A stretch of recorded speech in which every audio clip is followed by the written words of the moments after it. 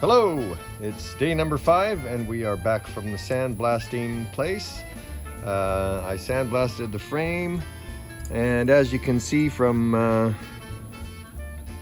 this piece here, the rust was quite heavy once I got it sandblasted. Heavy enough that there's a hole right there in the piece. This came from right here, which is where the seat pad sits. And the seat pad wears the paint off and then it starts to rust. And that's what happened with this bike, and it rusted to the point where I had to cut that piece out. Luckily, this side here is still really strong. Underneath is still strong, and it's got a nice weld here with this bracket in between. So I didn't want to cut that piece right out of there, when really it was just a cosmetic thing, and also getting rid of the rust so that it won't come back. And as you can see, the inside of the tubing is in pretty nice shape. It's not very rusted at all now that I've got the piece cut out. So now I'm just going to get a piece of 1-inch square tubing and fit that piece in there and welder it up and grind her down and make it look sweet, and then we'll start the painting process. And we're done. I put a little weld here as well because there was a little bit of rust pitting here, so I just filled it in with a weld. And I have my piece welded in, and now I'm just going to go at it with the grinder, get rid of all those welds. I got excellent penetration on both sides, so we should be good to go.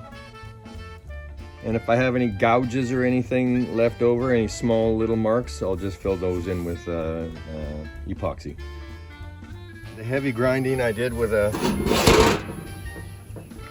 angle grinder, and now that I've got it down to pretty much level, I'm going to go at it with this little coarse sandpaper disc, and then after that gritty buffer wheel, and it should come out pretty nice. And if I have any lines like this left over, like I was saying, I'll fill those with epoxy.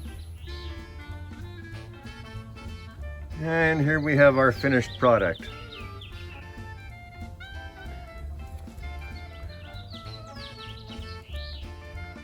I'm pretty happy with that.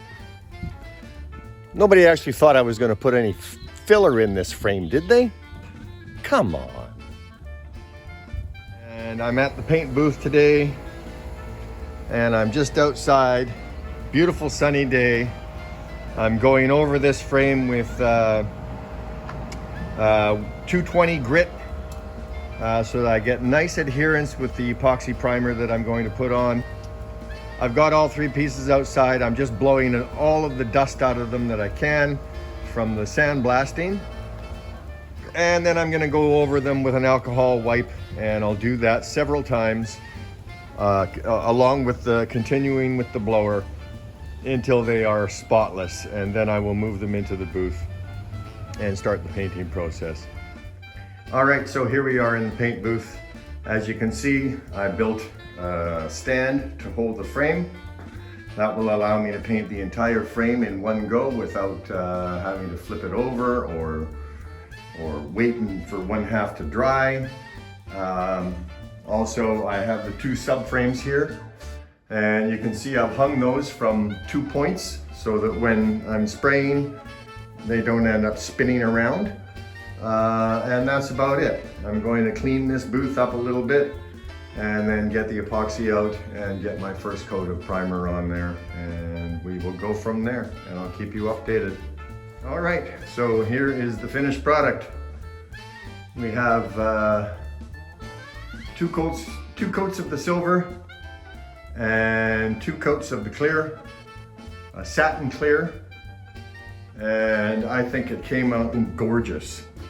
I mean, you want something that looks like aluminum. I'm really happy the way that this frame came out. And it's not because I'm a great painter. I mean, anyone can do the spraying. That part is easy. It's the prep.